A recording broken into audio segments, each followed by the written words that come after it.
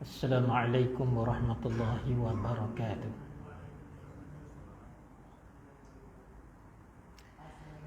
Alhamdulillah nahmaduhu wa nasta'inuhu wa nastaghfiruh wa na'udzu billahi min shururi anfusina wa min sayyiati a'malina man yahdihillahu fala mudilla lahu wa may yudlil fala hadiya lahu.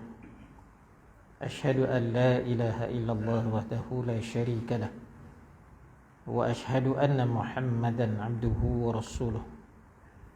Allahumma aftah alaina hikmataka wa anshur alaina min khadhaini bi rahmatika ya arhamar rahimin. Allahumma ansuril islam wal muslimin fil Falastin. Allahumma ansuril islam wal muslimin fi Falastin. Allahumma ansuril islam wal muslimin fi Falastin. Wassallallahu ala sayyidina Muhammadin wa ala alihi wa sahbihi wa baraka wa sallam. Walhamdulillahi rabbil alamin. Amma ba'du fa ya ibadallah ittaqullah. Tuan-tuan sidang jemaah muslimin muslimat yang dirahmati Allah, alhamdulillah kita merapatkan syukur kehadrat Allah Subhanahu wa taala. Dengan limpah kurnia izin inayahnya kita terus tekun menunaikan pengabdian kepadanya dan mencari keredaannya, menyambung kembali kuliah maghrib kita membicarakan tentang sirah Rasul. Sirah Rasul yang mana kita petik daripada kitab Bidayah wa Nihayah, yang menceritakan daripada kisah sebelum wujud Nabi Adam AS. Imam Ibn Kathir dia meriwayatkan banyak kisah tentang alam dan sebagainya, sehinggalah dicipta Adam AS, sehinggalah kisah Rasul-Rasul terdahulu yang mana banyak kaitannya dengan orang mencari-cari kerana peristiwa peperangan hari ini, Israel dengan Palestin. Ialah saya usahalah untuk menyisipkan riwayat-riwayat yang ada kaitan. Cuma saya nak mulakan dengan sambungan kepada perkara-perkara yang pelik yang berlaku pada zaman Nabi sallallahu alaihi wasallam bagi membuktikan kenabian dan kerasulan baginda sallallahu alaihi wasallam. Ialah apabila Imam Baihaqi mencatatkan daripada sebuah hadis Al-Hakim dan daripada lain-lainnya, daripada Al-Asim, daripada Abbas Ad-Dawariqi, Hasan Ibn Musa, Said Al-Jubair, sampailah kepada Ibnu Abbas radhiyallahu anhu bercerita bahawa Rasulullah sallallahu alaihi wasallam meletakkan tangannya di atas bahunya Ibnu Abbas dan tulang bahunya Sa'id tidak pasti dan terus berdoa, Allahumma faqihhu fid din wa 'allamahu ta'wil. Ya Allah, ya Tuhan kami, jadikanlah dia ni Ibnu Abbas orang yang alim dan bijaksana dalam urusan agama Islamnya, dan ajarkannya juga dalam bidang takwil ini ialah tafsir ya. Maka Ibnu Abbas ini alim dalam tafsir. Doa yang diucapkan oleh baginda ini terus diperkenankan oleh Allah Subhanahu wa taala, dan Ibnu Abbas adalah sepupu baginda, dan dengan izin Allah beliau menjadi seorang imam, seorang ketua yang segala pendiriannya dijadikan pedoman oleh kaum muslimin. Kebijaksanaannya tidak hanya terserlah dalam bidang syariah, bahkan beliau juga terkenal dalam bidang tafsir Al-Quran, dan ilmu para sahabat sebelumnya berjaya dikuasainya. Sesungguhnya segala ucapan baginda terhadap sepupunya adalah keberkatan daripada Allah. Wa makana aqalahu min kalami ibnu ammahu Rasulullah sallallahu alaihi wasallam. Ya, maknanya begitulah baginda. Kata-kata dan doa baginda ini terutama kepada kerabatnya seperti Ibnu Abbas, Abdullah bin Abbas ni sepupunya, menjadi satu keberkatan. Menjadi kata-kata Nabi ni menjadi, dan akhirnya kata-kata Nabi ni benar walaupun peristiwa yang Nabi sampaikan ini ialah berkaitan dengan peristiwa akhir zaman. Dan apabila berlaku keadaan sekarang ini, yang kita lihat peperangan yang begitu besar antara Israel dan Palestin tiba-tiba meletup, maka ada pihak orang Islam ramailah menyalahkan Israel, tapi tidak sunyi juga ada yang menyalahkan Hamas. Kau pergi seorang Israel tu buat apa? Kau tu tak ada apa-apa, kau tu tak kuat, kau tak ada kereta kebal, kau tak ada jet pesawat, kau tak ada tentera. Palestin ni, Gaza tu dia bukan sebuah negara. Dia tak ada pentadbir, dia tak ada Perdana Menteri di Gaza, dia tidak ada tentera. Yang ada di tebing barat. Tebing barat ni sempadan dengan Jordan. Tuan-tuan tengok Palestin ni ada dua tu. Satu tebing barat, satu Gaza. Jadi ada beza dua tempat ni. Perdana Menteri Palestin ni Mahmud Abbas berpusat di tebing barat. Palestin tu bersempadan dengan Jordan. Gaza ni dia bersempadan dengan Mesir. Ya. Jadi sejarahnya macam mana boleh dua tempat ni berbeza? Kerana tebing barat ini dikuasai oleh parti Al-Fatah, iaitu pelopornya dulu Yasir Arafat, almarhum dah Yasir Arafat. Masa hidupnya dia banyak berbincang tu. Dia bertemu dengan Presiden Amerika, dengan Perdana Menteri Israel. Zaman dia jadi pemimpin PLO tu, dia boleh berjumpa dengan Menachem Begin, bekas Perdana Menteri Israel dulu. Boleh berjumpa dengan Ariel Sharon dalam perjumpaan. Perjuangan Al-Fatah ni adalah supaya Israel mengiktiraf Palestin tu satu wilayah. Israel sampai sekarang dia tak nak iktiraf. Kalau dia iktiraf Palestin itu, dia merombakkan dalam pertubuhan bangsa-bangsa bersatu sebagai sebuah negara. Israel tak nak. Tapi itulah dia kuasai Palestin, seperti Masjidil Aqsa, ya, Jerusalem. Jadi tentera dia jaga tu Masjid Aqsa tu. Tak boleh orang Islam semayang. Kita nampak orang Islam semayang Masjid Aqsa konon kubah yang kuning tu. Itu as-sakhra. Itu lain. Dia takkan bagi orang Islam sembahyang di Masjid Al-Aqsa yang Nabi masuk jadi imam kepada 124,000 para Nabi semasa nak Mi'raj. Itulah Masjid Al-Aqsa yang dikuasai oleh Yahudi, dan dia tak bagi orang Islam sembahyang tu. Tak bagi. Sebab mereka nak membongkar di bawahnya itu penuh dengan khazanah para Nabi dan Rasul terdahulu. Segala kebenaran. Apa di antara khazanahnya? Manuskrip lama. Israel ni kata kalau ini orang Islam dapat, habislah dia.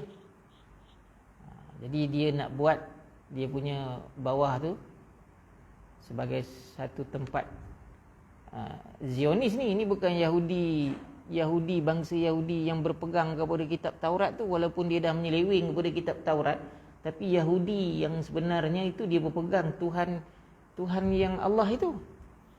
Tapi dia tak nak terima Nabi. Tapi yang dahsyat zalim ni Zionis. Zionis. Ya. Jadi berdasarkan hadis tadi ni, bila Nabi mengatakan sesuatu, mendoakan sesuatu, menceritakan sesuatu, walaupun peristiwa akan datang, adalah benar.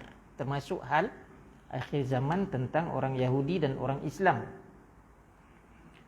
Sebab itulah Yahudi ni kalau diambil daripada perkataan yang kita dengar bahasa Ibrani, bangsa Ibrani, Ibri ataupun Abra, Ibrani. Maksud dia dari segi bahasa kita, potong jalan. Potong jalan. Jadi maksud dia punya bahasa tu Ibrani. Kalau orang kata dia bangsa Ibrani pun, dia juga daripada bahasa dia tu. Maksud Ibrani itu ialah potong jalan. Betul lah sekarang dia asyik motong jalan ya. Motong jalan Palestin. Motong hak orang Palestin. Dia boleh buat apa saja, dia buat tu batu. Potong jalan betul lah. Macam itulah toboh kita kalau pikat. Potong jalan batu kata kan. Ini. Ya, Yahudi. Ya. Dan dari mana keturunan dia? Sebab kita ni macam mana pun orang Yahudi ni, orang Kristian ke, orang Islam ke, akhirnya daripada satu kejadian punca daripada Adam alaihissalam. Tapi Adam ni dia tak ada umat. Adam alaihissalam dia melahirkan anak secara berkembar. 40 orang. 20 kali Hawa ni beranak. Beranak kombar. Janganlah kita baca memang 20 kali kita kan. Itu dulu punya fizikal. Adam alaihissalam pun digambarkan tinggi dia seperti pokok kelapa sekarang. Besar tak besar orang ni. Kuat tak kuat. Umur dia pun 900 tahun lebih. Nabi Nuh pun dia hidup selama 150 tahun. 900 tahun berdakwah. Diangkat sebagai rasul selepas umurnya 50 tahun. 900 tahun berdakwah. Tak, ya orang nak ikut mana. Jadi yang ada umat ini Nabi Nuh lah. Tetapi Nabi Nuh pun akhirnya keturunan tu sampai juga kepada Adam alaihissalam. Jadi Yahudi ni berasal dari keturunan siapa? Dia berasal daripada keturunan Sam bin Nuh. Anak Nabi Nuh nama Sam ni, ataupun dalam bahasa modernnya Semitic. Dia adalah melahirkan keturunannya Yahudi. Sam bin Nuh. Pendek je. Cuma Sam bin Nuh ni jugalah akhirnya ada keturunan Arab, ada keturunan Asyirian.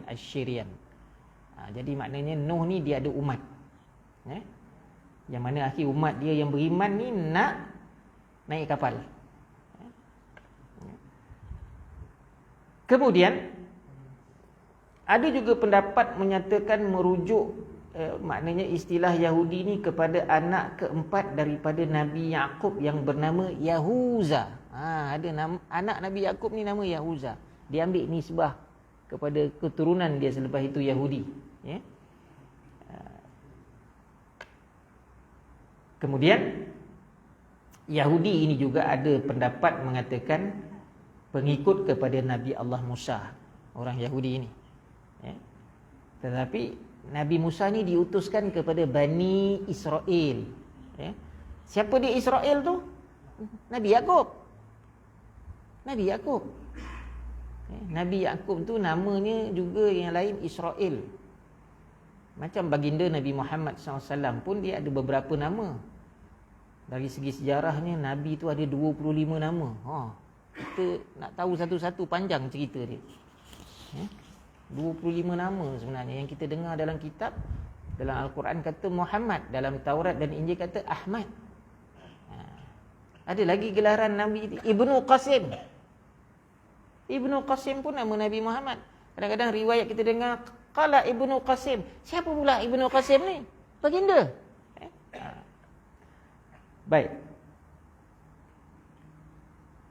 Jadi ada yang mengatakan bahawa adalah pengikut Nabi Musa, dan Nabi Musa ini diutuskan kepada Bani Israel. Bani Israel. Siapa dia? Bani itu apa? Anak-anak Israel, anak-anak keturunan Nabi Yaqub alaihissalam. Jadi kalau kita nak kutuk, nak melaknat pun janganlah sebut laknat Israel, itu nama Nabi Yaqub. Kalau nak laknat Zionis. Zionis Israel tu, tapi ada juga Israel tapi sebut Zionis lah. Yang orang Palestin pun dia kata Zionis juga. Baik. Banyaklah pendapat, Cuma kalau kita nak lanjutkan lagi, sebagian ulama menyatakan di dalam Al-Quran apabila Allah menceritakan kisah jahat kaum Yahudi ini, Allah menggelarkan mereka dalam ayat Quran tu Yahudi. Satu lagi Nasara. Yahudi, Nasara terkenal. Dan apabila Allah ingin menceritakan kisah bangsa yang beriman ini dengan Allah dan juga Rasulnya, maka Allah guna kalimah dalam Quran, ya Bani Israel. Jadi yang banyak ingkar ini akhirnya kaum Yahudi. Tapi tidak semua Yahudi itu Bani Israel. Tidak semua. Bukan semua. Sebut je Bani Israel kita kata Yahudi. Bani Israel ini maknanya anak keturunan kepada Israel itu Nabi Yaqub. Ya. Jadi kalau kita nak tahu Nabi Yaqub ini, dia bermula dengan susu galurnya pertama Nabi Ibrahim alaihi salam. Ya, sebab Nabi Ibrahim ni adalah merupakan datuk, nenek moyang kepada segala rasul-rasul. Nabi Ibrahim ni rasul yang ke-6 tak silap saya. Nombor 1 Adam, lepas tu Nabi Idris, ya, Nabi Nuh, Nabi Saleh. Siapa lagi satu tu? Tapi yang ke-6 Nabi Ibrahim. Jadi Nabi Ibrahim ni awal-awal lagi. Sebab itu Nabi Ibrahim ini dia banyak berdoa kepada Allah supaya keturunannya adalah keturunan yang muqimas solah. Rabbi ja'alni muqimas solah wa min dzurriyyati rabbana wa taqabbal du'a. Wahai Tuhanku, jadikanlah keturunan zuriat aku muqimas solah. Jadi kita boleh ambil doa Nabi Ibrahim ni. Kita berdoa, Rabbi ja'alni, wahai Tuhanku, jadikanlah keturunan zuriat aku ini muqimas solah. Kita hendakkan anak kita ini orang yang sentiasa mendirikan solat. Cucu cicit kita, piut piat kita, yang mungkin kita dah tak akan jumpa lagi yang bawah-bawah tu. Mungkin setakat cicit kita sompek li. Kan? Biasanya gitulah, cicit sompek li. Kan? Kita pun tak tahu. Macam sekarang ni kalau Sultan Johor tu, Sultan Ibrahim adalah cicit kepada moyang dia yang masa zaman Inggeris memerintah tu. Sir Ibrahim kau. Dia Sultan Ibrahim tapi bapaknya Iskandar. Atuk dia Ismail. Moyang dia tu Sir Ibrahim tu. Dia pun dah start, moyang dia dah start kahwin dengan orang putih masa zaman sebelum mereka. Dia Sultan Ibrahim sekarang ni cicit. Kan? Serupa juga Menteri Besar Johor, Hafiz On. Moyang dia Datuk On tu, Presiden UMNO yang pertama tu. Datuk On tu ialah moyang kepada On Hafiz sekarang, Menteri Besar Johor. Jadi Menteri Besar Johor sekarang dengan Sultan Ibrahim sekarang, moyang dia pernah bersama. Moyang dia pernah hidup satu zaman sebagai Sultan Johor. Yang ini tak sompek jadi Perdana Menteri sebab masa tu akhirnya Tunku Abdul Rahman yang jadi Perdana Menteri kan. Itu nak kata tak tahulah sompek ke tidak berjumpa dengan moyang dia tu. Tu yang cicit ni. Jadi Nabi Ibrahim alaihi salam ini dia berkahwin dengan Siti Hajar dan juga Sarah. Tapi siapa dia kahwin dulu? Sarah. Sarah isteri pertama. Sarah ni isteri pertama. Hajar ini adalah hadiah daripada Raja Mesir kepada Nabi Ibrahim. Nabi Ibrahim ni dia kahwin dengan Sarah. Sarah ni masa mudanya perempuan yang sangat cantik. Itu sejarahnya, sejarah ni benar. Jadi dia berdakwah ke Mesir, bawa isteri dia. Tetapi Nabi Ibrahim ni dia kenal siapa Raja Mesir masa tu, kaki perempuan. Dia tak kira anak dara, bini orang semua pakai nak disebatnya. Itu Raja Mesir masa zaman Nabi Ibrahim sampai bersama isterinya Sarah. Jadi sebelum sampai bertemu Raja Mesir tu untuk berdakwah tu, Nabi Ibrahim berdoa sungguh dengan Allah. Jadi Nabi Ibrahim ni kuat berdoa. Jadi kita boleh ambil, kita boleh tirulah moyang kepada keturunan kita ini, iaitu Nabi Ibrahim dia cukup kuat berdoa sehingga terdidik kepada Nabi Muhammad SAW pun kuat berdoa. Jadi kita hari ni, kita nak pergi Palestin tak dapat dah. Yang ada ialah kita berdoa dengan sekuat-kuatnya. Bukan kuat suara kita, kuat beramal tu. Sekali kita sujud, dalam sujud pun kita boleh berdoa. Ya?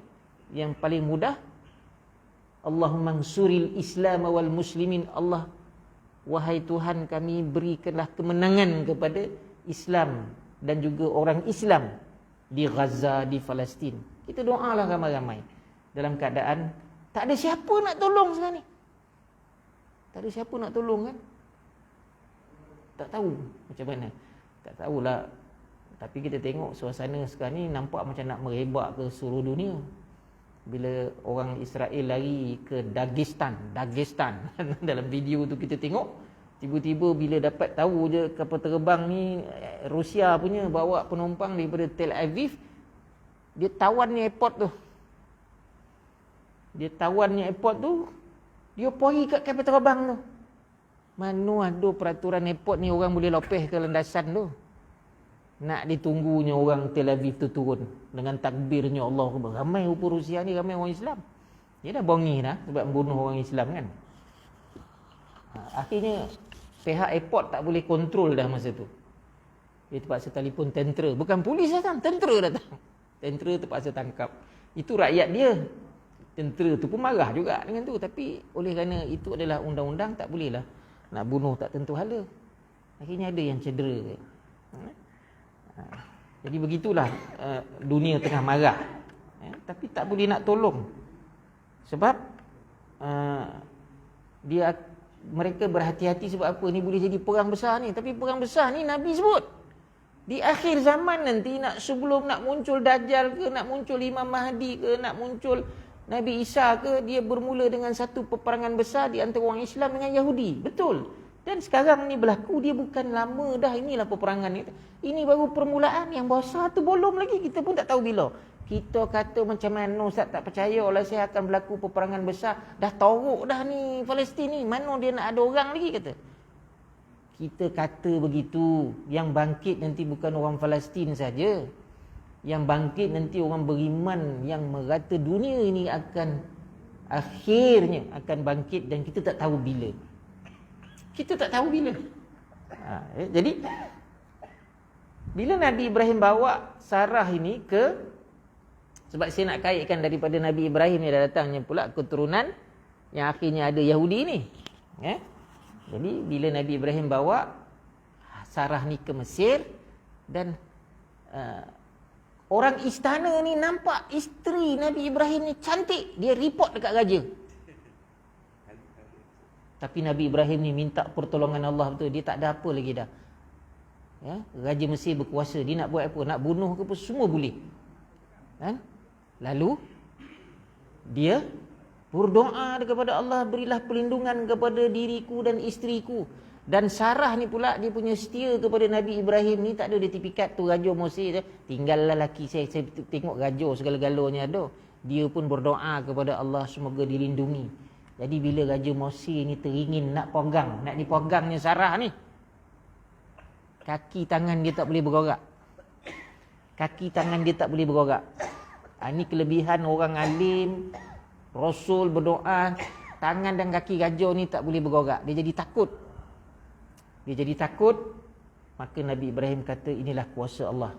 Kau kacau lagi perempuan, katakan. Langsung bertaubat Raja Mesir ni, tak nak. Akhirnya Raja Mesir ni, dia takut dan dia berjanji tak usik Sarah. Dia hadiahkan kepada Sarah ini seorang hamba bernama Hajar. Jadi Hajar ni adalah hamba kepada Raja Mesir yang dihadiahkan. Sebab apa Sarah terima?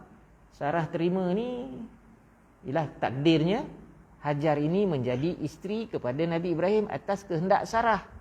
Sebab apa? Sarah ni dah sampai umur 80 tahun baru dapat anak. Ya? Sebab Sarah ni dia mandul, tak boleh beranak.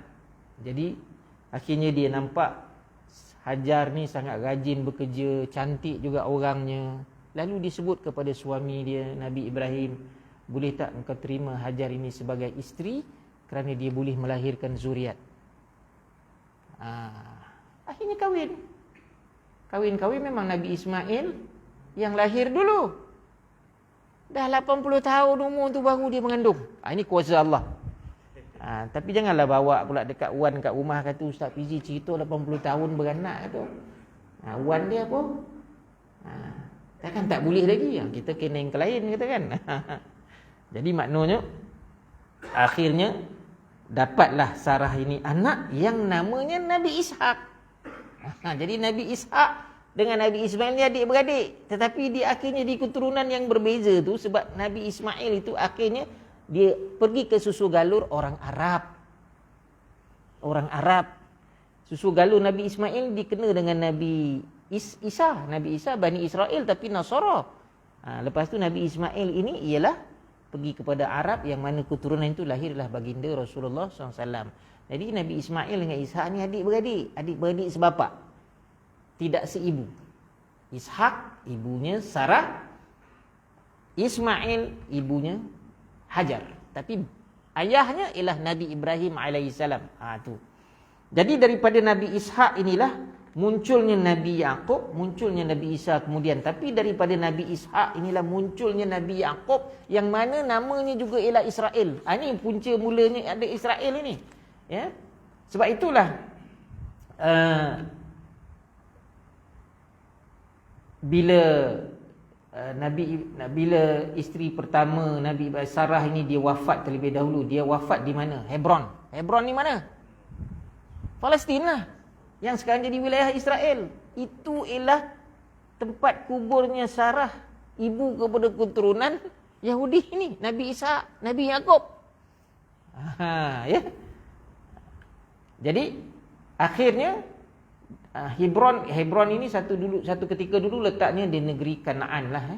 Ketika itu usianya 127 tahun. Ini saya baca daripada kajian-kajian yang dijalankan. Akhirnya Sarah meninggal, maka Ibrahim AS berasa sedih. Sempat dia menangis dan dia memohon rahmat kepada Allah untuk isterinya. Nabi Ibrahim ni walaupun isteri itu meninggal umur 127 tahun, dah mati dah orang tua tu, biarlah dia mati, janji saya hidup. Tak ada macam tu ayat Dia mohon kepada Allah semoga dirahmati isterinya itu. Ya, beza dengan orang lain lah, bukan kita lah, kan. Tuan-tuan sayang isteri gitu kan. Ya. Baik. Jadi Nabi Ibrahim akhirnya hidup, dan akhirnya Sarah ni bila dimakamkan di satu tanah ni, maknanya Nabi Ibrahim ni dibeli sebidang tanah seorang Bani His bernama Afrun bin Sakhar Mugharah dengan harga masa tu 400 misqal. Dia beli tanah semata-mata nak ke bumi isteri dia. Jadi sayangnya Ibrahim pada Sarah. Kita dengar riwayat Sarah ni tak apa gama dengan Hajar berkelahi, tak ada. Tu je. Cuma ialah bila masing-masing ada anak tu lainlah rasa. Itu je lah. Baik. Saya tak ceritalah yang lain-lain tu, cuma saya nak sebut daripada situlah lahirnya Nabi Yaqub, dan akhirnya daripada Nabi Yaqub inilah keturunan yang dikatakan Israel ini. Ya. Keturunan Israel ini, dan maknanya ada 12. Maknanya Nabi Ishak ni, Nabi Yaqub ni dia ada 12 orang anak. 12 orang anak, yang mana cerita kisah Rasul banyaklah. Ya. Jadi di sinilah datangnya peristiwa 12 golongan dalam Yahudi ni. Anak-anak Nabi Yaqub alaihi salam. Jadi Nabi Yaqub ni ada 12 anak. Jadi muncullah 12 keturunan Bani Israel pada zaman Nabi Musa. Inilah masa zaman Nabi Musa alaihissalam, inilah turunnya perintah dalam Taurat menawarkan kepada 12 Bani Israel dalam keturunan ni, 12 keturunan kelompok dalam Bani Israel yang ada Yahudi ni, Allah menawarkan masuklah ke Palestin. Sebab masa zaman Nabi Musa ni orang Yahudi ni dia penakut sebenarnya. Dia bukan berani, dia penakut. Kajian mengatakan darah dia tu darah penakut. Darah dia tu darah penakut. Dia tak macam kita ni melamalib yawau, kita bukan darah penakut. Tengok atuk nenek moyang kita dulu. Zaman atuk nenek moyang kita zaman pahlawan tu. Kan? Zaman pahlawan. Masa zaman bersilat dulu atuk kita tu, masa moyang-moyang dia bola tu, para pertama dia ajar bersilat. Supaya menjadi pahlawan berani, tak ada pengecut dia. Jadi salah silah keturunan kita ni bukan pengecut, tetapi Yahudi ni darah dia tu darah pengecut. Sebab apa? Dia hidup pada zaman Firaun itu, dia tak berani lawan. Firaun yang cukup berkuasa. Firaun ini dia mengatakan diri dia Tuhan, jadi semua sembah dia. Tak ada yang berani lawan. Sebab itu Allah takdirkan Nabi Musa tu, sebab dia punya perintah tu bila pendeta agama datang, dia beritahu, dia kata, wahai Firaun, akan lahir satu ketika nanti seorang bayi lelaki, dia bangun menentang engkau. Firaun percaya. Ini kehebatan pendeta agama Bani Israel Yahudi ni. Dia punya pendeta agama ni mendalami betul kisah-kisah yang akan datang, tapi kufur. Jadi dia berkiblatkan kepada Firaun. Jadi Firaun kerahkan tentera pergi seluruh pelosok Mesir, tangkap siapa saja yang melahirkan bayi ni, bunuh semua bayi. Dia kejam. Macam mana Zionis bunuh Palestin sekarang ni, dia buat dekat bayi dalam video tu. Nak cerita tak lalu kita, dia kencingnya bayi lah, apalah dicocok ni. Dia bom tu kan, dia tahu dah hospital tu ramai budak. Sekolah pun ramai budak, rumah pun ramai budak. Kalaulah. Jadi tak ada heran dia Zionis ni. Ya? Jadi dia keturunan nenek moyang dia duduk zaman Firaun ini. Firaun sangat dahsyat. Dia kalau bunuh orang, Firaun ini perintah dia ada kandang buaya, dia ada kolam buaya, dia ada kandang harimau, dia ada kandang singa. Siapa saja dia nak bunuh tu, singa dia tak bagi makan sangat, rimau dia tak bagi makan sangat. Dia campak je dalam kandang tu. Cara dia bunuh cukup sadis. Dia rendam dalam air yang menggelegak panas, seperti mana Muashitah yang menjadi penyisir rambut puteri dia. Dia sisir rambut, terjatuh, disebut subhanallah. Jadi puteri Firaun kata, apa kau sebut ni subhanallah? Apa tu subhanallah? Maha suci Allah. Siapa Allah? Tuhan lah yang kita sembah. Bukan ke Tuhan tu bapa aku? Tak, aku sembah Allah. Dia report ke ayah dia. Jadi kena tangkaplah Muashitah ni dengan suami, dengan anak-anak dia. Sehingga kan dia panggil tentera dia, sila keluarkan kawah yang besar tu, masukkan air, pasang kayu api, bakar api, menggalegak tu, dia suruh terjun dalam tu. Bayangkan sadis tak sadisnya Firaun. Suami dia yang takut ni terjun dengan anak-anak dia, tapi bila Muashitah dengan pegang bayi nak terjun, dia tergagak-gagak sebab dia fikir tu bayi dia. Akhirnya bayi itu bercakap. Ini 4 bayi yang bercakap ni, salah satu anak Muashitah. Wahai ibu, terjunlah kerana engkau berada di pihak yang benar. Sebab tu Muashitah ni antara orang yang awal masuk syurga. Muashitah, Asia, isteri Firaun, masuk syurga. Macam mana pula bini Firaun masuk syurga? Sebab dia tak beriman dengan Firaun, dia beriman dengan Allah. Dia sayang anak angkat dia Musa tu. Jadi masa itu orang Yahudi semua penakut dengan Firaun. Jadi darah penakut dia sebenarnya sampai sekarang. Sebab itu dia tak berani berdepan dengan Brigade Qassam ni, dia tak berani. Tetapi dia hantam hospital, dia hantam rumah supaya moral Brigade Qassam Hamas ni jatuh. Rupanya sikit pun tak jatuh. Saya terbaca seorang wartawan barat, dia dapat masuk ke Palestin ni, dia ambil gambar. Dia ambil gambar sebuah masjid. Runtuh dah masjid. Termasuk dalam masjid yang negara kita bina. Duit-duit yang kita hantar tu buat masjid Malaysia. Masjid Indonesia tak tahu dah hancur ke tidak ke.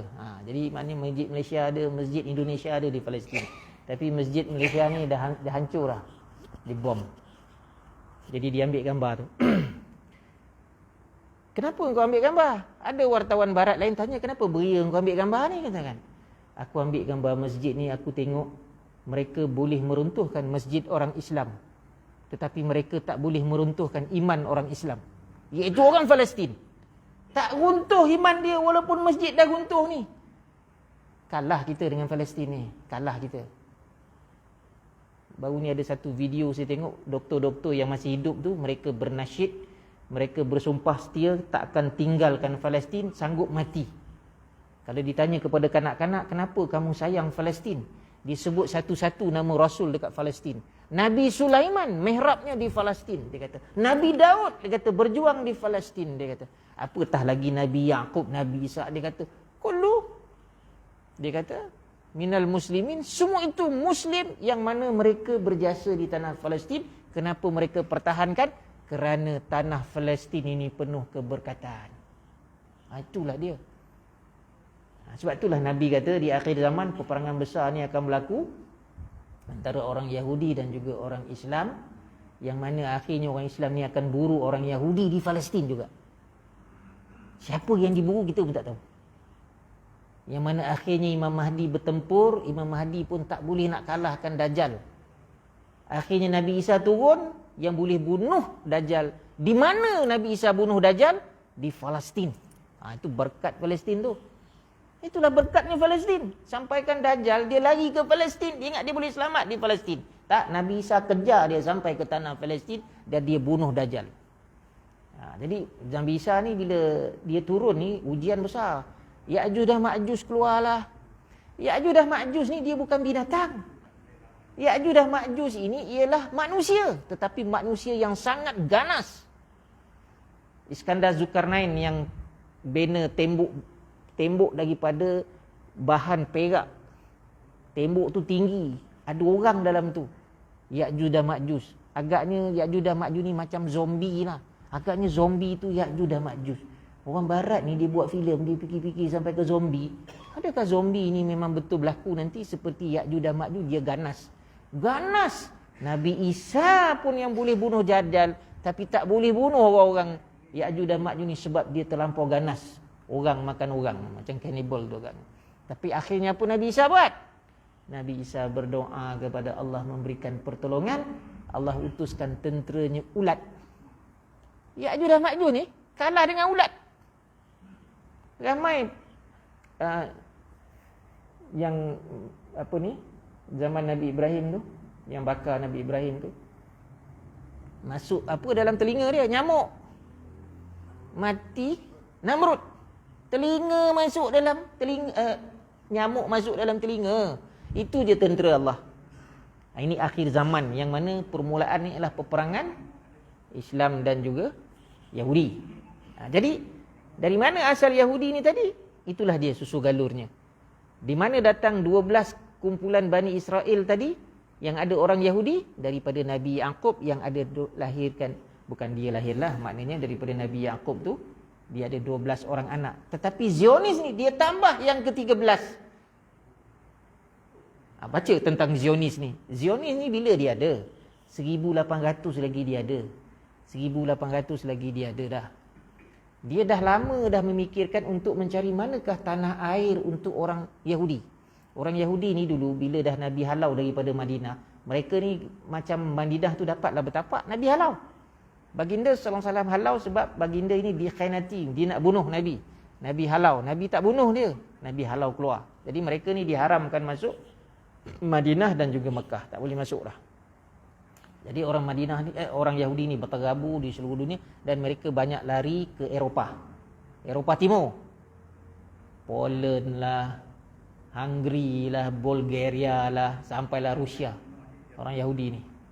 Okay? Jadi siapa Zionis?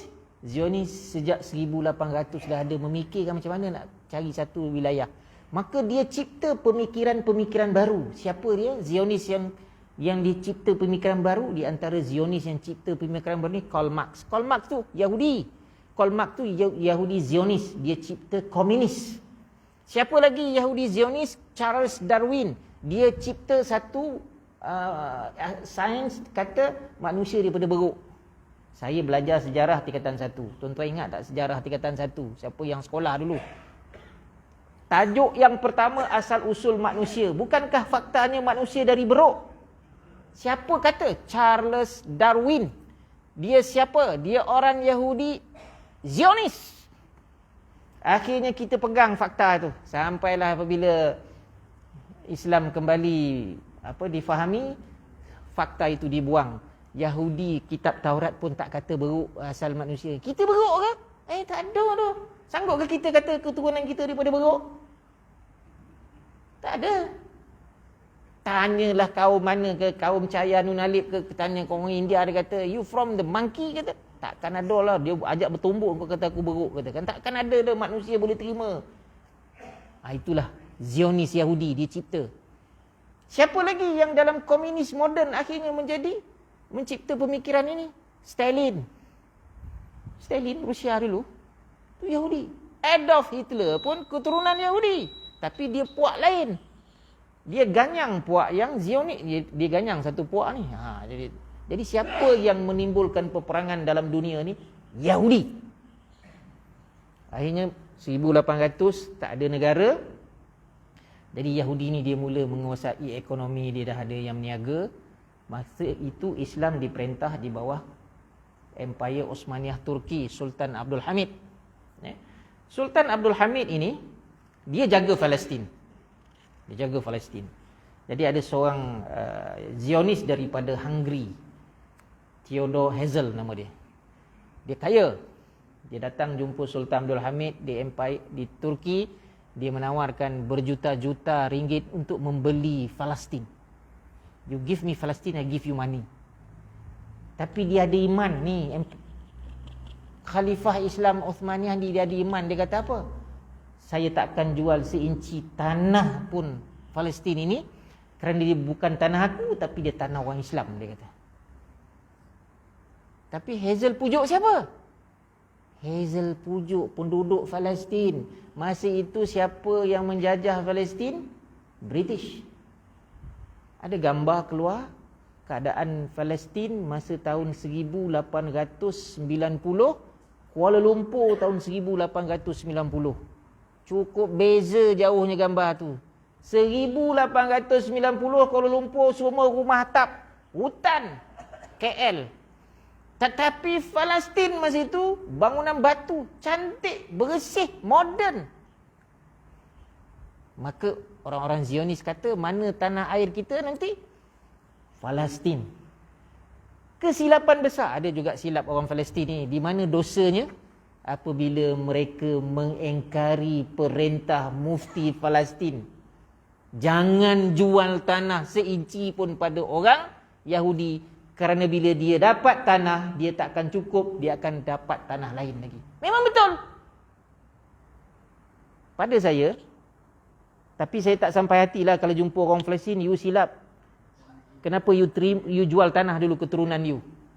Itulah kesilapan Palestin dari segi orangnya. Terlalu memikirkan hendakkan harta, dia jual tanah. Akhirnya Yahudi dapat tanah yang dia punya, akhirnya lain tu dihalau-halau.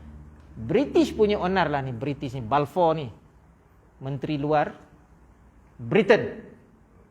Dia buat satu perjanjian.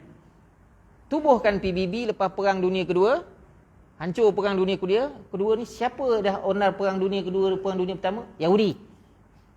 Ya. Masa tu tentera Arab ni dia berjuang pertahankan Palestin masa tu. Tapi yalah, tentera, kita tahu Perang Dunia Kedua kan, British ni dia kuat, dia pun jajah kita kan, tapi bila Jepun datang cabut lagi pula dia kan. Akhirnya dengan perjanjian Balfour itulah tanah-tanah yang dibeli oleh Yahudi dijadikan tempat pusat penempatan rasmi mereka.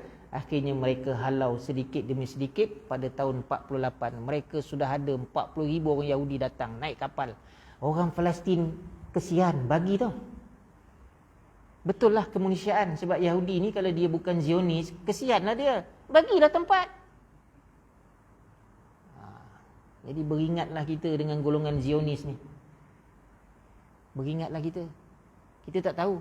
Ingat tak, Israel tak pernah sampai ke tanah Melayu. Sampai. Ada kubur di Pulau Pinang. Tuan-tuan pergi Pulau Pinang, tuan-tuan pergi satu tempat kubur lama, lambang Israel tu ada pada kubur tu. Kubur itu ialah orang Yahudi Israel yang pernah datang tahun 60-an.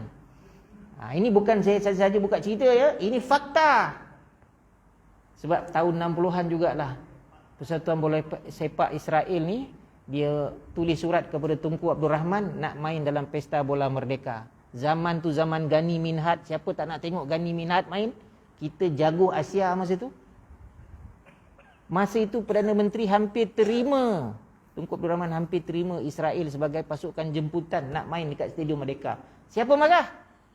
Rakyat tak setuju sebab tak ada hubungan diplomatik dengan Israel dan benci Israel. Sebab apa? Dia halau orang Palestin dan dia jadikan Palestin sebagai Israel. Lama dah sejarah tu. Gani Minhad tunggu je. Israel tak Israel kata, aku main bola aku nak lawan je kata kan. Tapi rakyat tak bagi. Akhirnya Tunku Abdul Rahman kata tak boleh ya, tak datang lah dia. Marahlah Israel. Sebab itu Israel tak pernah main kelayakan bola sepak ni di Asia. Dia main Eropah. Dia bukan di Eropah. Dia nak pergi mana? Kalau lawan dengan Qatar, dia nak lawan kat mana? Orang Arab semua benci dengan dia. Olimpik Munich tahun 72, berapa ramai orang Israel mati kena tembak, kena bunuh? Ahli sukan dia. Orang benci. Zionis Yahudi, bukan Yahudi yang pure tu. Dia pun manusia biasa, dia pun ada yang baik, ada beriman. Kita yang kata semua Yahudi tu jahat. Abdullah bin Salam sahabat Nabi Yahudi, tapi dia beriman. Tuan-tuan dongang macam kuliah universiti ya. Sikit lagi tuan-tuan. Sikit je lagi. Imam Ibn Kathir, yang kitab yang saya gunakan walaupun terjemahan ni, dia menceritakan tentang kisah para nabi ni banyak. Nanti kita kalau jumpa dalam kitab-kitab siri jilid yang lain tu kisah pada Rasul tu ada. Ya. Dia dapat, maknanya dia dapat menyenaraikan Imam Ibn Katsir ni 12 anak Nabi Yakub itu, ya. Maknanya dia sebut nama anak-anak dia tu termasuklah Nabi Yusuf. Betul, Nabi Yusuf ada. Syahmun, Syahmun, ya. Kemudian Lewi, ni anak Nabi Yakub. Yahuza, ini yang jadi Yahudi. Yahuza, ya. Yahuza, lepas tu Zabulun, Zabanun, ya. Lepas itu Bunyamin, ini Rasul. Bunyamin ni dia Nabi, adik kepada Yusuf. Dialah yang makna tak nak berpakat dengan abang dan adik-beradik lagi supaya Yusuf ni dibunuh. Dia orang cemburu sebab Yakub ni sayang dengan Yusuf. Yusuf ni jadi Nabi, jadi Rasul. Adik-beradik dia dengki. Dia tolaknya, dia suruh Nabi Yusuf, kau buka baju. Mereka bunuh seekor kambing, lepas tu darah tu dilumurkan pada baju Nabi Yusuf. Lepas tu dia orang tolak Nabi Yusuf masuk dalam kolam. Dia tak boleh nak naik. Bunyamin kata nanti tak boleh, ayah marah lah Bunyamin. Kau jangan banyak cakap, Bunyamin kata kan. Dia yang kecil. Akhirnya Bunyamin cerita kat Nabi Yakub. Nabi Yakub menangis tak berhenti-henti mengenangkan nasib anaknya Nabi Yusuf. Tu kisah Nabi Yusuf lah. Adik-beradik dengan Yahuza. Akhir Yahuza ni lah jadi keturunan Yahudi. Banyaklah lagi anak dia yang lain. Da'an, Natali, Gad, Ashir, Isakhar. Itu nama-nama lama lah. Ya. Cuma ada seorang anak perempuan dia bernama, anak perempuan ni dia 12 ini yang akhirnya jadi 12 golongan dalam Bani Israel. 12 ni, ya, termasuklah Yahuza. Yang ke-13 tu ada anak perempuan tunggal, Dinah nama dia. Yang inilah Zionis. Gunakan itu, mereka keturunan Dinah. Anak Nabi Yakub keturunan Dinah. Yang mana Zionis sekarang ni, Zionis ini dia bukan orang berfahaman agama Yahudi, kitab Taurat tu, tak. Zionis ni sebuah pertubuhan pemikir orang-orang Yahudi yang mana macam mana nak kuasai Palestin sebagai tanah air, macam mana nak kuasai ekonomi. Ini dia bijak pandai ni. Ni Zionis. Ini Zionis. Jadi yang menjadi musuh sekarang ini kepada dunia Islam ialah Zionis itu sendiri. Dia sebuah pertubuhan asalnya ideologi politik. Itulah dia Zionis. Dan dia kuasai pemikiran dunia ni. Dialah juga cipta kapitalis, dialah juga cipta komunis, dialah juga cipta sosialis. Dia bawa ke semua negara Islam ni. Akhir negara Islam ada yang kapitalis, ada yang sosialis, ada yang komunis, ada. Bukan tak ada. Berjayanya Zionis ni memporak-porandakan dunia. Onar dunia ni berperang. Zionis Yahudi ni lah. Zionis ni, Zionis. Kita nak marah sangat, jangan nak marah perkataan Israel tu. Zionis ni. Jadi Benjamin Netanyahu, Zionis. Ariel Sharon, Zionis. Menachem Begin, Perdana Menteri dulu dia, Zionis. Sebab tu Khatsam ni bila dia masuk dalam tu, dia cari jenderal, kan dia colik jenderal dia tu. Dia tak ada bunuh dia rakyat Israel tu, dia tak bunuh pun. Dia tak tu. Apabila orang Israel kata Hamas masuk membunuh bayi-bayi kami. Lepas tu dunia minta bukti. Benjamin Netanyahu pun tak dapat nak buktikan betul ke ada. Bila askar Hamas tawan 2 orang tentera perempuan dia, lepas tu dia bebaskan. Yang saya ingat nama satu tu Serina. Serina ni mati dibunuh. Israel kata Hamas bunuh tentera perempuan dia dengan sadis. Tapi yang seorang lagi tentera tu dia kira berani matilah. Dia kata sebenarnya Hamas masa tangkap kami, dia jaga kami termasuk maruah kami. Nampak tu Hamas. Sebab Hamas ni orang semayang. Tak ada dia nak rogol perempuan Israel tu dah.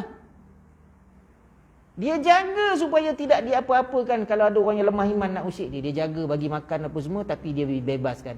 Sebab dia bagi banyak maklumat. Apa maklumat? Dia bagi. Dia takut. Dia bagi maklumat. Pupak-pupak dia bagi maklumat. Maklumat tentera, maklumat apa semua dia bagi. Akhirnya, seorang ni bercerita, tentera Israel sendiri bunuh kawan dia. Lalu dia cerita kata Hamas bunuh. Nampak Zionis ni. Dia terbalikkan 360 darjah. Akhirnya cerita tu keluar, Hamas jahat. Hamas jahat. Hamas jahat. Kita jangan terpengaruh dengan media ni. Kita jangan terpengaruh dengan media ni. Baik. Akhir sekali lah. Tengok dah serius Bona. Saya pun comel tengok tu. Tengok. Jadi saya nak ceritakan sedikit last ya. Zionis ini, dia ini menguasai dunia ni dalam semua bidang lah, ekonomi, ketenteraan apa semua. Mereka perbelanjaan di luar negara dia. Mereka ni satu bagus, dia ada perbelanjaan di luar negara. 1/3 perbelanjaan di luar negaranya adalah untuk ketenteraan Israel. 1/3 untuk ketenteraan Israel. Yang lain tu sikit-sikit je lah. Malaysia beli apa juga kapal terbang apa ni, jet fighter daripada Amerika. Apa yang kita beli dulu? F-5E. Dah buruk dah. Ada kita beli Hornet daripada Amerika? Tak ada orang. Kita beli MiG-29 daripada Rusia. Tu yang bangih Amerika tu. Kau beli daripada Rusia buat apa? Malaysia kita. Rupanya pilot kita kata kontrol MiG-29 ni lebih mudah daripada tu, kata. Kalau siapa boleh kontrol MiG-29 Rusia ni, kata dia pilot yang cekap. Macam tu sekali teknologi itu yang Amerika bongi tu. Dia jual banyak, dia bagi banyak dekat Israel. Itu. Ini fakta ni. Ya. Kemudian di Amerika ni ada wujud nama dia New Conservative, yang mana Presiden George Bush ini dia adalah Zionis. George Bush ni, dia ni bapak dia Walker, bapak dia Bush juga, Walker Bush. Anak ni yang George Bush ni yang masa perang dengan Iraq tu. Dia Zionis. Dia Zionis. Jangan main-main. Dia Zionis. Ya. Dan banyak lagi lah. Ya. Akhirnya tertubuhlah negara haram pada zaman itu. Ya. Nak cerita bahawa Yahudi ni pun dia ada mazhab macam kita lah, orang Islam ada mazhab. Jadi ada dalam kalangan orang Yahudi ni pun tak setuju dengan Zionis ni. Tapi Zionis ni dia main gaya apa? Spy. Dia main gaya tangkap hilang. Orang Yahudi yang tak join Zionis ni, dia tangkap lepas tu hilang. Ini Mossad ni. Ini Mossad. Spy yang paling hebat di dunia apa dia? Siapa dia? Mossad. Spy Israel. Maknanya sokonglah, maknanya tak sokonglah Zionis ni, marahlah pada Zionis ni, dia akan hilanglah. Tu, ya. Akan hilanglah. Jadi kita nak ambil apa pengajaran dia? Ada satu keadaan orang Palestin ni dia kena ingat balik. Ya, permulaan bagaimana tanah itu akhirnya menjadi milik Israel apabila mereka membantah fatwa mufti Palestin pada zaman itu. Ada nama dia. Saya pun terlupa dah nama, tapi ada nama dia. Tuan-tuan boleh Google lah. Ya. Dia sendiri mengeluarkan fatwa haram hukumnya orang Palestin menjual tanah kepada orang Yahudi ketika itu. Akhirnya mereka belasah pula mufti tu. Apa punya bodoh lah mufti, kita nak maju ni tak nak bagi jual tanah. Akhirnya apa jadi? Betul lah. Jadi pada hari ini janganlah sebarangan nak jual tanah. Banyak ke tanah kita orang Melayu ni? Banyak ke? Dekat Kuala Lumpur tu ada lagi ke? Banyak. Banyak ke mana? Banyak mana ke? Saya bukanlah nak timbulkan benda resis, ya, unsur politik, tetapi saya nak menimbulkan tentang kita punya survival orang Islam. Jadi di mana kekuatan orang Islam, kita belajarlah daripada Hamas. Brigade Al-Qassam ini, orang Palestin di Gaza ni, dia ialah kesatuan sama dia cukup kuat. Nak jadi tentera Hamas ni, adalah maklumat orang kita cari dapat jumpa, ya. Ramai yang tak layak nak jadi tentera Brigade Qassam ni. Ya, antaranya ialah hafal Quran. Sembahyang subuh berjemaah 3 bulan tak boleh putus. Confirm tak boleh putus 3 bulan training dia. Kau gagal aja sehari, kau keluar dulu. Kau pergi berlatih lagi, kan. Jadi yang berjuang Brigade Qassam ni, dia jenis nak syahid aja. Dia jenis nak syahid. Tapi dapat tak dia menghalang? Dapat ya. Kenapa tentera darat Israel tak masuk-masuk lagi ni ke Gaza? Sebab Brigade Qassam ni dapat juga musnahkan kereta kebal dia. Sebenarnya tak masuk lagi. Tak masuk lagi, kan Israel kata kami akan serang serentak laut, udara, darat. Darat ni lah yang paling kuat. Masuk dia tentera Israel ni, confirm habis Gaza. Confirm habis Gaza. Ini Allah ajalah nak menyelamatkan, tuan-tuan. Jadi apa yang kita boleh buat? Kita mengambil sirah Rasul tadi, Nabi dia banyak berdoa, dan Nabi ni seorang Rasul yang ada mukjizat. Dia berdoa kepada Ibnu Abbas supaya Allah jadikan dia orang yang bijak, pandai, makbul. Jadi inilah di antaranya. Tuan-tuan memang confirm subuh tak tinggal berjemaah. Saya fail juga kan, terkejar-kejar nak pergi apa ke Rombau kata kan. Nak kejar tu kata pukul 7 start kelas. Pukul 7 start kelas. Yalah, nak menghafal Quran ni kena awal pagi kan, tapi pukul 7. Tadika pun buka 7.30. Cikgu saya, ustaz, tadika anak saya ni buka pukul 7.30, ustaz, macam mana? Kau pergi dulu sekolah, kau punch dulu. Kau standby kata, nak dekat 7.30 kau pergi hantar katakan. Berdoa lah, janganlah apa-apa, cikgu saya katakan. Macam mana nak buat? Tadika buka 7.30. Kojor mula pukul 7. Kan? Jadi kita terpaksa berbudi bicara lah. Kalau saya ikut buku, pukul 7 kau mesti tengok orang lain ada anak. Saya ada anak enggak? Tak ada pula. Tak nak lah saya guna bahasa gitu katakan. Tapi nak kata Brigade Qassam ni, dia tak boleh fail sembahyang subuh berjemaah. 3 bulan training dia. Sekarang saya tak tahu lah. Ini cerita yang saya dengar daripada mereka yang pernah sampai lah ke Palestin. Ada orang Malaysia tu yang kahwin orang sana. Isteri dia kata, abang balik Malaysia. Balik dia. Nadir. Hari ni bini dia pindah rumah saudara sini, hari ni pindah sini. Ada satu je tempat yang selamat lagi, sekolah. Tapi kalau dibom juga Israel, habis lah. Sekarang ni di Palestin ni, di Gaza ni, sekolah semua ditutup sebab budak tak ada dah, ramai mati. Azab tak azab, tapi tak ada satu pun yang dapat tolong. Selepas memang licik lah Israel ni, dia berjaya normalisasikan Arab. Apabila Israel pujuk Arab Saudi buat hubungan diplomatik, Arab Saudi dia cuma tangguhkan dulu. Tak pergi nak hantar tentera kan. Banyak negara Arab dia buat normalisasi dengan Israel. Boleh pergi negara Arab ni, boleh pergi melawat, boleh pergi melancong. Tapi bila kena ganyang Palestin, dia kata minta genjatan senjata. Betul tak baru ni? PBB bincang genjatan senjata. 100 lebih negara setuju genjatan senjata. Termasuk Malaysia, termasuk Indonesia, genjatan senjata. Yang tak setuju ada juga berapa puluh orang. Yang berkecuali pun banyak negara yang berkecuali.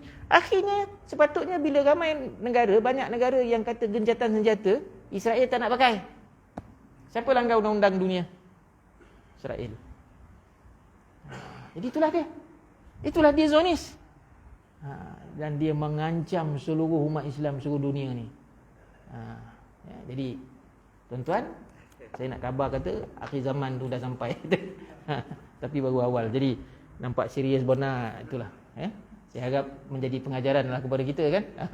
Saya bukanlah maknanya orang yang pandai benar, tetapi saya merujuk kepada penulisan dan kajian-kajian yang dijalankan. Jadi wallahu a'lam bissawab. Yang baik itu anugerah Allah Subhanahu wa taala, yang kurang itu sama-sama kita mohon keampunan daripadanya. Kita tutup dengan doa tasbih kafarah bacaan daripada suratul Asr. Bismillahirrahmanirrahim. Subhanakallahumma bihamdik, asyhadu an la ilaha illa anta, nastaghfiruka wa natubu ilaik. Bismillahirrahmanirrahim. Wal 'asri innal insana lafi khusr illa alladziina amanu wa 'amilus shalihaati wa tawassaw bil haqqi wa tawassaw bis sabr. Sekian saja, wabillahi taufik wal hidayah. Assalamualaikum warahmatullahi wabarakatuh.